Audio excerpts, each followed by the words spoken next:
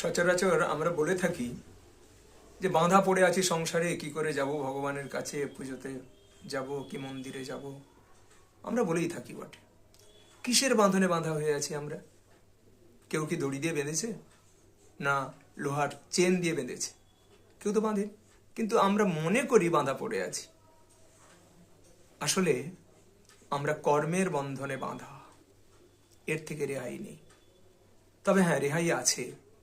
যে কর্ম করে আমরা বাঁধা পড়ে আছি কর্মের বন্ধনে, আবার উল্টো কর্ম যদি করি, ভগবতমুখী কর্ম যদি করি, তার প্রত্যর্থে কর্ম যদি করি, যজ্ঞার্থাৎ কর্ম যদি করি, তাহলে কিন্তু কর্মবন্ধন থেকে মুক্তি ঘটবে।